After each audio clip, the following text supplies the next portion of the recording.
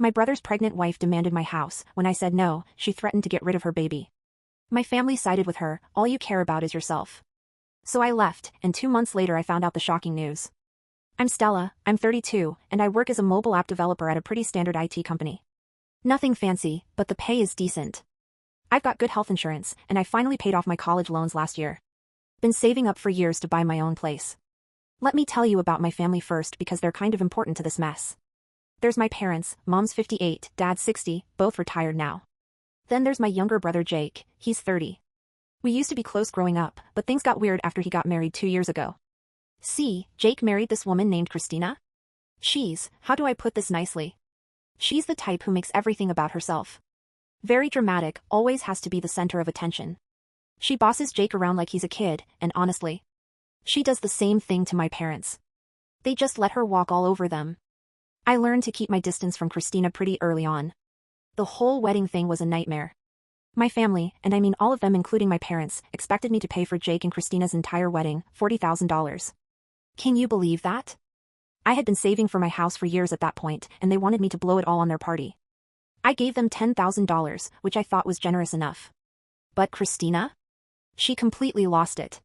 She actually told me I couldn't be a bridesmaid anymore because I wasn't supportive enough of their love. My parents took their side, of course. They didn't talk to me for months. Didn't even invite me to Christmas that year. Christmas? Over a wedding that wasn't even mine. Eventually things cooled down and we started talking again, but I kept Christina at arm's length. Jake seemed happy enough with her, so I figured it wasn't my business. I just focused on my work and saving money. The IT world has been good to me. I've been with my company for 5 years now, working on mobile apps mostly for small businesses. Nothing that'll change the world, but it pays the bills and then some. I live pretty simply, had a decent 1-bedroom apartment, drove a reliable Honda, didn't blow money on fancy stuff. Every month I put away as much as I could toward that house fund. I had it all planned out. Find a nice 3-bedroom house in a good neighborhood, put down 20%, get a reasonable mortgage. I'd been looking at houses online for over a year, getting pre-approved for loans. The whole deal. But I kept it quiet. Didn't tell my family about the house hunting or how much I'd saved up. Experience taught me that if they knew I had money sitting around, they'd find ways to ask for it. After the wedding drama, I made a rule for myself, keep financial stuff private. My parents have never been great with money. Dad worked construction until his back gave out, Mom did part-time retail. They're not bad people, but they've always lived paycheck to paycheck. And Jake?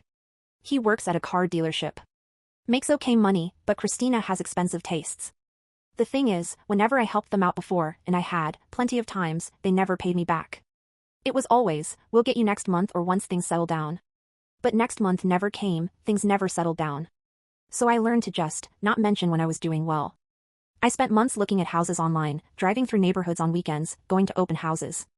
I knew exactly what I wanted. Something move-in ready. Good schools nearby even though I don't have kids yet. Decent commute to work. I must have looked at 50 places before I found the one. It was perfect. 3 bedrooms, 2 baths, nice kitchen, hardwood floors, a little backyard. Built in the 1980s but well maintained. The neighborhood was quiet. Mostly young families and a few older couples. The kind of place where people actually talk to their neighbors and kids ride bikes in the street. The asking price was fair for the market. And I had enough saved up to put down 25% instead of 20%. My offer got accepted on the first try. I couldn't believe it was actually happening. After years of planning and saving and dreaming, I was going to be a homeowner. The whole buying process took about 6 weeks. Inspections, appraisals, paperwork, more paperwork. I took time off work to be there for everything. The day I got the keys was honestly one of the best days of my life. I just stood there in the empty living room holding those keys, thinking about how this was mine. Really mine. I spent the next 2 weeks moving out of my apartment and into the house. Hired movers for the big stuff, but I did a lot of it myself. Bought some new furniture, nothing crazy expensive, but stuff that actually fit the space properly. A real dining table, a decent couch, a bed frame that wasn't from IKEA. It felt like being an adult for the first time, you know? The whole time I was moving and settling in, I didn't tell my family. I kept meaning to call them, but I was just so busy getting everything sorted out. Plus, honestly, I was enjoying having this thing that was just mine, that they couldn't have opinions about or make demands on, but I knew I'd have to tell them eventually. We talked on the phone every couple weeks, and my mom was starting to ask questions about why I was always busy with stuff around the house when I still supposedly lived in an apartment. So finally, about 3 weeks after I'd moved in and got everything set up the way I wanted, I called my mom. I didn't give her the address or anything, just told her I'd bought a house and was settling in. Her reaction was weird. There was this long pause, and then she said, oh my. Well, that's wonderful, honey, I'm so happy for you. But she didn't sound happy. She sounded surprised and maybe a little upset. Then she said, you should come to dinner this Saturday. We'd love to celebrate with you. I didn't think much of it at the time. Maybe she was just shocked that I'd actually done it. So I said, sure, bought a nice bottle of wine to bring and figured we'd have a nice family dinner where I could show them pictures and tell them about the house. Saturday came and I drove over to my parents' house with my bottle of wine, feeling pretty good about everything. When I pulled into the driveway, Jake's car was already there. That was fine, I figured Mom had invited him and Christina to celebrate too. Family dinner, you know? Mom opened the door before I could even knock. Stella, come in, come in. She seemed nervous, which was odd. She kept glancing back toward the living room.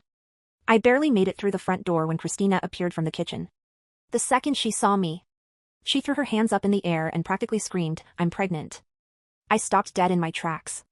Of all the things I expected to hear that day, that wasn't one of them. Oh wow, congratulations, I managed to say, even though something felt off about the timing.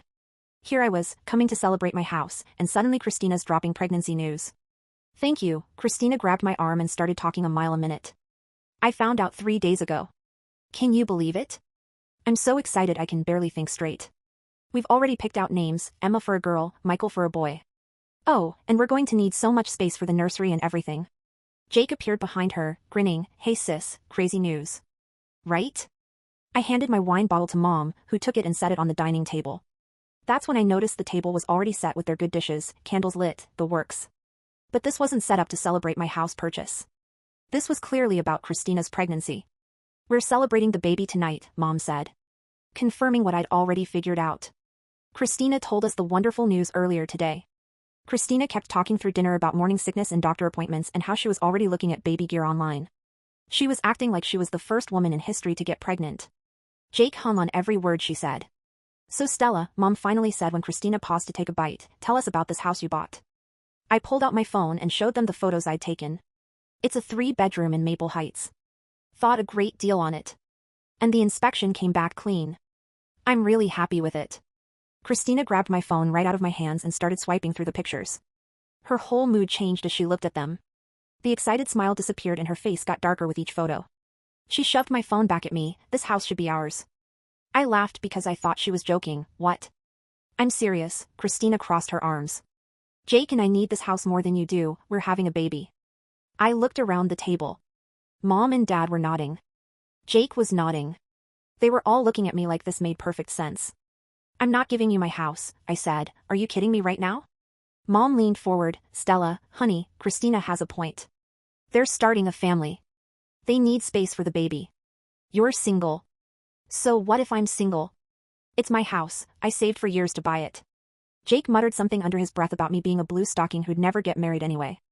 That stung more than I expected it to. This is ridiculous.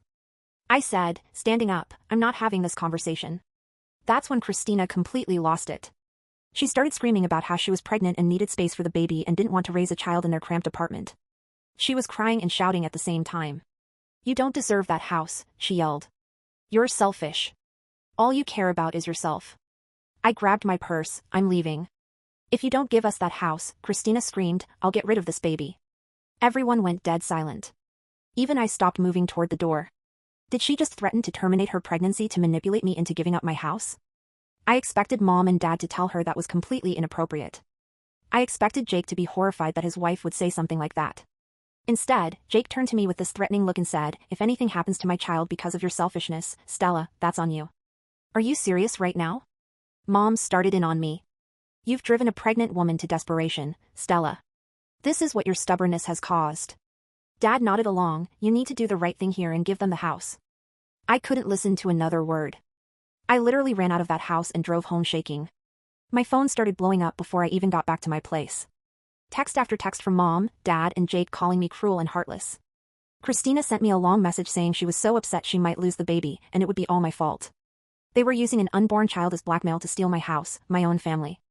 I blocked all their numbers and blocked them on social media. I needed time to think without them harassing me constantly. For the next few weeks, it was quiet. I threw myself into work and tried not to think about the whole mess. I decided to go ahead with my housewarming party anyway. I invited some colleagues, a few close friends, and my cousins Sarah and Mike. They'd always been cool and stayed out of family drama. The party was going great. Good food, good company, everyone was admiring the house and congratulating me. I was finally starting to feel like myself again. Then my front door basically exploded open. Mom, Dad, Jake and Christina stormed into my living room like they owned the place. "How did you find my address?" I demanded. Christina immediately started her performance again, pressing her hand to her stomach and yelling about how this house belonged to her and her baby. But I noticed something different this time. She wasn't threatening to terminate the pregnancy anymore. She was being more careful with her words since there were strangers here. "You need to leave," I told them. "All of you, right now." Christina tried to flip my dining table and throw all the dishes on the floor. Thank God my colleague Marcus grabbed her arms before she could destroy everything. Jake got in Marcus's face like he wanted to fight him. "Don't touch my wife." It took several of us to get them out of my house, but by then the party was ruined. My guests left pretty quickly after that scene. I was mortified. The next morning I woke up to find Christina had started a Facebook campaign against me. She was posting pictures of empty cribs and baby strollers with captions like "Your nephew could be sleeping here and this is what Stella is taking away from her family." It was sick. She was using pregnancy photos to guilt trip me and anyone who might see her posts. The manipulation was next level.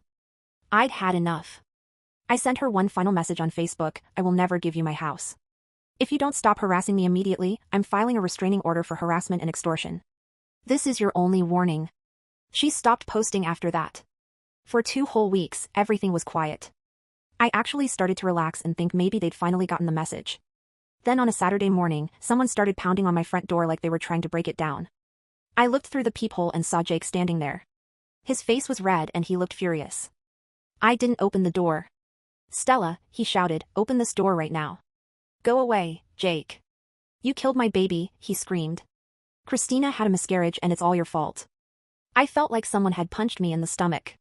Even through all this insanity, the thought of losing a baby was horrible. Jake kept yelling through the door, calling me every name in the book. I won't repeat what he said, but it was bad, really bad. He blamed me for everything, said I was a monster, said the family was done with me forever. When he finally left, I collapsed on my couch and cried. Even knowing how manipulative Christina was, even knowing they'd been trying to steal my house, I felt guilty. What if the stress really had caused a miscarriage? What if I was partially responsible? I couldn't sleep that night. I kept thinking about that baby and wondering if I could have handled things differently. Sunday morning I called my friend Lisa. She'd been out of town on business during my housewarming party, but she knew Christina from college. If anyone would give me an honest perspective on this whole mess, it would be Lisa. "Lisa, I need to talk to someone, can you come over?" "Of course, what's wrong? You sound terrible." I told her everything. The house demands, the pregnancy announcement, the threats, the miscarriage. Lisa listened without interrupting. "There's something I need to show you," she said when I finished. "I'll be there in an hour." When Lisa arrived, she looked really serious. She sat down across from me and pulled out her phone. "Stella, I've been going back and forth about whether to show you this, but after what you just told me, I can't keep quiet anymore." She opened her text messages and showed me a conversation with Christina from a few days ago. I read the first message and my blood turned cold. Christina had written, "Lamau, this is working perfectly. Stella actually thinks I'm pregnant. I can't believe how gullible she is." Lisa had responded, "Wait, what, you're not pregnant?" "Of course not. But if I can convince her family I am, they'll pressure her to give us that house. Jake's been wanting to move out of our apartment forever, and when I saw those house photos I knew we had to have it." "Christina, this is insane. You can't fake a pregnancy. Watch me, I already told Jake's parents about the miscarriage I'm going to have. They're going to blame Stella completely. She'll feel so guilty she'll hand over the house keys." "You made up a miscarriage too?" "Girl, I am committed to this plan. By next month we'll be living in that house and Stella will be paying the mortgage." I stared at the phone screen in complete shock. "She planned all of this?" Lisa nodded. "There's more." She scrolled down to show me more messages where Christina talked about her performance at the dinner, how easy it was to manipulate Jake and his parents, and how she was going to cry her eyes out when she told everyone about the fake miscarriage. "Can you send these to me?" I asked. Already done, I screenshotted everything and sent it to your email. I felt angry and relieved and disgusted all at the same time. Angry that my own family had chosen to believe this woman over me. Relieved that I wasn't actually responsible for a miscarriage. Disgusted that someone would fake a pregnancy and miscarriage just to steal a house. After Lisa left, I spent the rest of the day thinking about what I was going to say. By the time I drove to my parents' house after work on Monday, I knew exactly how this was going to go down. Jake's car was in the driveway. Which was perfect. I wanted all of them there for this. Mom opened the door and immediately started yelling at me. How dare you show your face here after what you've done? I walked past her into the living room where Dad, Jake, and Christina were sitting. Christina was wearing all black like she was in mourning. She had tissues in her hands and her eyes were red like she'd been crying. You have some nerve coming here, Dad said. Jake stood up, get out of my parents' house. Christina started crying, I can't even look at her, she killed my baby. Everyone shut up and listen, I said, pulling out my phone. I have something to show you. I held up the screenshots, I have proof that Christina was never pregnant. The room went dead silent, Christina's face went completely white. That's impossible, Mom said, but she was already walking over to look at my phone. Jake grabbed the phone from Mom's hands and started reading. His expression changed with every line. What is this? He asked Christina. She's lying, Christina jumped up, she made those up to hurt me. Then you won't mind if I ask to see the hospital paperwork from your miscarriage, I said. Christina's mouth opened but no sound came out. Jake was still reading the messages, Christina, did you make this up? She started crying harder, but not the fake tears from before, these looked real. I wanted us to have a house, she screamed. We deserve it more than she does. She's just going to live there alone like some old spinster. The room exploded. Dad started yelling at Christina. Mom was asking Jake if he knew about this. Jake was staring at his wife like he'd never seen her before. I turned to my parents, you chose her lies over your own daughter. You supported her when she tried to steal from me. I'm done with all of you. I walked out of that house and haven't been back since. A week after I exposed Christina's lies, my parents showed up at my door. I saw them through the peephole and honestly, they looked terrible. Mom had bags under her eyes and Dad seemed like he'd aged 10 years. I didn't want to let them in, but Mom called through the door, Stella, please. We need to apologize. I opened the door but didn't invite them inside. What do you want? We were wrong, Dad said immediately, completely wrong. We should have believed you from the start. Mom was crying, we're so sorry, honey. We got caught up in Christina's manipulation and we failed you as parents. You didn't just fail me, I said. You actively supported someone who was trying to steal my house. You told me I was selfish and cruel for not giving up something I worked years to buy. We know, Mom said. There's no excuse for what we did. Dad cleared his throat, Jake is talking about divorce. He's been going to therapy, trying to figure out how he got so mixed up in all this. Good for him, I guess. Christina has been going to therapy too, Mom added. She seems to be getting help for her issues. I almost laughed, her issues? She faked a pregnancy and threatened to fake an abortion to steal my house. That's not issues, that's criminal behavior. You're right, Dad said. We know you probably can't forgive us, but we had to try to apologize. I'm not ready to forgive anyone yet, I told them. You all showed me exactly who you really are when you thought I had something you wanted. They left after that, and I went back inside to my house. My house that I bought with my own money, that I almost lost to my own family's greed and manipulation. That was 4 months ago. I haven't spoken to any of them since. Lisa keeps me updated on the family drama. Apparently Jake did file for divorce, but then they decided to try counseling instead. Christina has been posting a lot of mental health awareness stuff and talking about taking responsibility for past mistakes. She never mentions me or the house situation directly, but I know that's what she's referring to. My parents have tried calling a few times, but I don't answer. They've sent cards for my birthday and holidays, but I throw them away without reading them. Jake sent me one text apologizing, but I deleted it. The thing is, I'm not even that angry anymore. I'm just done. The whole experience showed me that my family saw me as a bank account, not as a person.